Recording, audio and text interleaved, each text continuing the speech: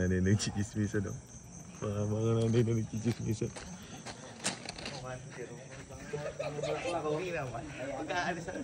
Aga naman po niyan, mami. Ano po ba yung chismis natin dyan? Uy, bata ka pa, huwag ka nakikialam dito, anak. At saka huwag nakikisalo sa mga usapan mo. Tandaan ka. Baka maano mo sa mami, nagbebenta kasi ako ng ano. Kinatagpuan ako yung Chef Apple. Oo, grupo. Kasi sabi ko para mas gumanda yung mga mami natin, yung mga katawan, mas bumalakang. Ang gaganda nga po. Ano kami, Chef. Ang sarap din na to. Binan yun, ha? Binan yun na to. Oo. 5 gigs. 5 gigs. Pwede ba next month to? Maghati na lang. 4 season pa yung last. Ikaw, kung gusto mo anak isang nanay mo, pwede rin sa tatay. Oo. Pwede. Na ano ko lang. Kahit sa'yo, bata ka. Dumidiskarte lang ako ngayon kasi ala akong trabaho ngayon. Nakapahinga siya. Ito, nakapagpakulay ka man. Oo. Lalo ka na. Para may problema ka.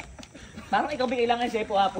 Hindi, ang ganda na nga eh. Dahil ano yan. Mas gaganda lalo yan. Pit na pit, no? Oo. Kita mo yan. Ikaw, baka gusto mo order sa akin. Ay, sige po. Sa chef sa nanay mo. Sige po, mami. 5 gigs. 5 gigs? 5 gigs. Okay po. Pero 5 days 1 lang, year to pay? Ha? 1 year to pay? Hindi, 5 days. Ano yung pakit eh?